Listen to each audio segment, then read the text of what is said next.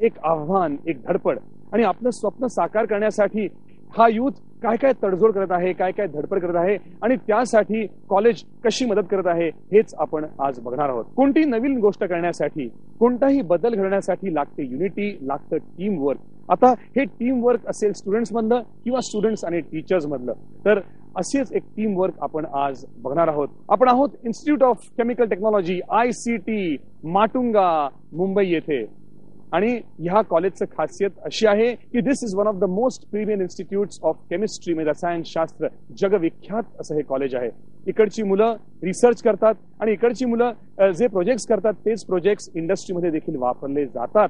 आणि हे विद्यार्थी जेव्हा इथून कॉलेज संपून बाहेर पडतात तेव्हा त्यांना असतो एक कॉन्फिडन्स आणि ती स्वतःची इंडस्ट्री देखील सुरू करतात.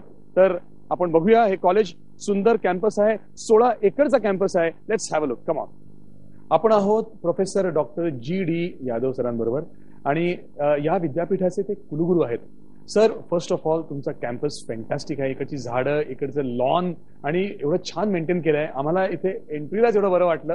सो मला सांगा, ह्या संस्थेची स्थापना कशी झाली? आम्ही कॉलेज नाही, पहिल्यांदा आम्ही एक संस्था आहे आणि सध्या आम्ही अभिमत विद्यापीठ आहोत. ज्यावेळी आमची स्थापना झाली ते वर्ष होते 1933 ऑक्टोबर 1. मुंबई विद्यापीठाने university department of Chemical technology म्हणून याची स्थापना केली. ही स्थापना फिलॉन्थ्रॉपिस्ट म्हणजे मानवतावादी लोक, औद्योगिक क्षेत्राशी संबंधित असलेले लोक, पर्टिक्युलरली टेक्स्टाईल इंडस्ट्री, अशा लोकांनी ही संस्था स्थापन केली. आणि त्यावेळी सर विठ्ठल चंदावरकर हे मुंबई विद्यापीठाचे कुलगुरू होते. त्यांचा या संस्थेची मोठा स्थापन करण्यामध्ये मोठा भाग आहे. आणि त्याच्या समितीचे अध्यक्षपद हे विश्वेश्वरय्या, सर विश्वेश्वरय्या यांनी भूषवलं होतं. अभियंता ज्यांना भारतरत्न मिळालं. दुसरे होते कपिलराम वकील म्हणून, जे रसायन उद्योग धंद्याशी त्यांचा संबंध होता. अशा लोकांनी ही संस्था स्थापन केली. सर, आता कोणते कोणते कोर्सेस आपण राबवत आहे?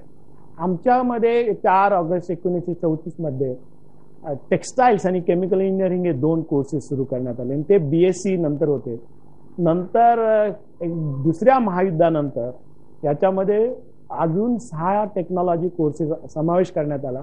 त्याच्यामध्ये pharmaceuticals, polymers, paints, dyestuff oils, foods असे कोर्सेस सुरू करण्यात आले. Do you want to know how to take admission to this college? Let's find out. आमचे ऍडमिशन हे आता सध्या ज्याला अंडर ग्रॅज्युएट कोर्सेस म्हणतात त्याला 12वी नंतर MHCETच्या मार्क्सवरती आणि AIEEEच्या मार्क्सवरती 30% जागा भारतातल्या सर्व क्षेत्रासाठी खुल्या आहेत आणि 70% या महाराष्ट्रीयन विद्यार्थ्यांसाठी आहेत. विद्यार्थिनीसाठी 30% याच्यामध्ये रिझर्वेशन राखीव जागा आहेत. आणि सर्व हे मूलतः कुठलाही प्रकारचं डोनेशन वगैरे नाही, सगळ्यात कमीत कमी फी असणारी संस्थामध्ये आम्ही, कारण ही फी सुद्धा सरकार ठरवतं. इकडचे स्टुडंट्स त्यांच्या प्रोफेसरच्या सहाय्याने खूप रिसर्च करत आहेत. काही नोटेबल रिसर्च सांगा ना मला. हो, आमच्याकडे सर्व क्षेत्रामध्ये रिसर्च केला जातो आणि रिसर्चच्या बलावरतीच आम्हाला पहिला नंबर भारतामध्ये मिळालेला. बरोबर. केमिकल इंजिनिअरिंग मध्ये आम्ही नुसते पहिले नाही, भारतात सर्व IITच्या पुढे आहोत आणि जगामध्ये पहिल्या 10 मध्ये आहोत. आणि याच्यामध्ये ग्रीन टेक्नॉलॉजी, हरित technology, separation science, reactor design किंवा सोलर एनर्जी, बायो एनर्जी, बायोफ्युएल्स, एवढंच काय आम्ही न्यूक्लिअर इंडस्ट्रीशी संबंध, पॉवर सेक्टरमध्ये फास्ट ब्रिडर रिॲक्टर किंवा याच्यासाठी सुद्धा आम्ही मदत करतो. सर, डीम युनिव्हर्सिटी झाल्यापासून काय? आम्ही डीम युनिव्हर्सिटी झाल्यापासून आम्ही बरेच नवीन गोष्टी केल्या. एक म्हणजे ज्याला कंटिन्युअस इव्हॅल्युएशन म्हणतो ते आपण सुरू केलेलं आहे. म्हणजे 60% मार्क्स हे फक्त वर्गातल्या ह्याच्यावरती असतात आणि 40% सेमिस्टरच्या शेवटी असतात. आणि सेमिस्टर झाल्यानंतर ताबडतोब आम्ही महिन्यामध्ये दुसरी परीक्षा घेतो, म्हणजे जे नापास होतील त्यांच्यासाठी पुढे जाण्याचं. आणि CGPA सिस्टम आहे ते आम्ही वापरतो. बरेच इलेक्टिव्ह कोर्सेस ठेवलेले आहेत आणि आमच्या इथे अनेक एन्डॉवमेंट्स आम्ही तयार केलेले आहेत, ट्रस्ट आहेत. आणि त्याच्यातर्फे बऱ्याच जगन्मान्य अशा व्यक्तींना आम्ही इथे बोलवतो. व्हिजिटिंग फॅकल्टी म्हणून येतात. आमच्याकडे एंडाउट चेअर आहेत. माझी स्वतःची जे प्रोफेसरची पोस्ट आहे RT मोदी प्रोफेसर, ही सुद्धा 1933 साली RT मोदी फॅमिलीने जो ट्रस्ट दिला त्याच्या इंटरेस्टमध्ये हे प्रोफेसरची पोस्ट चालली. आता आपण कुलगुरूंना विनंती करूया आपल्याला एक छानसा मेसेज द्यायला. कर्मण्येव अधिकारस्ते मा फलेषु कदाचन. तुम्ही तुमचं काम केलं पाहिजे, अभ्यास केला पाहिजे. आजकाल विद्यार्थ्यांची वृत्ती अशी आहे की झटपण त्याला श्रीमंत व्हायचं असतं. त्याच्यात वाईट नाही, परंतु परिश्रमी असले पाहिजे. There is no shortcut. There is no shortcut for success. धन्यवाद सर. धन्यवाद. आता आपण प्रवेश घेतो या कॉलेजच्या मेन लॅब मध्ये, जिथे सगळं मेन संशोधन आणि रिसर्च होतो. Let's have a look. Come with me.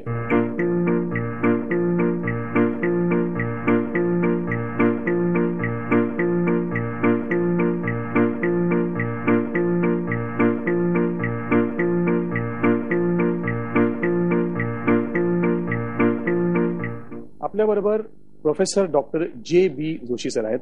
Joshi sir हे ह्या इन्स्टिट्यूटचे व्हाईस चान्सलर होते 1999 to 2009 आणि प्रेझेंटली ते होमी भाभा डिस्टिंग्विश चेअरपर्सन आहेत, तसेच JC बोस फेलो पर्सन आहेत.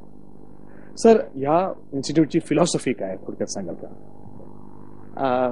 इन्स्टिट्यूट ऑफ केमिकल टेक्नॉलॉजी हे स्वतंत्र विद्यापीठ आहे आणि कुठलंही आपण जर विद्यापीठ घेतलं तर त्याची प्राथमिक आवश्यकता अशी असते की त्यांनी नवीन ज्ञाननिर्मिती करावी आणि ती समाजापर्यंत पोचवावी. तर जे आपल्या देशाला किंवा समाजाला किंवा आपल्या कारखान्याला प्रश्न भेडसावतात त्या सगळ्या प्रश्नांची यादी करणं आणि ते विद्यार्थ्यांच्या तर्फे सोडवणं हा आमचा प्राथमिक कार्यक्रम आहे. सर, तुमच्या रिसर्चचा सब्जेक्ट काय आहे आणि तुमचं स्पेशलायझेशन काय आहे? केमिकल इंडस्ट्रीमध्ये किंवा एनर्जी इंडस्ट्रीमध्ये खूप प्रकारची मशीन्स वापरली जातात. उंच कॉलम्स असतात, रिॲक्टर्स असतात. तर ते रिॲक्टर डिझाईन करणं यात माझं स्पेशलायझेशन आहे. तर आत्तापर्यंतची पद्धती अशी की अनुभवातून आणि एम्पेरिकल अशा पद्धतीने त्याचं डिझाईन केलं जातं. त्याच्यामुळं दोन तोटे असतात. एक म्हणजे खूप खर्च करावा लागतो आणि ती मशीन चालवायला पण खूप खर्च येतो.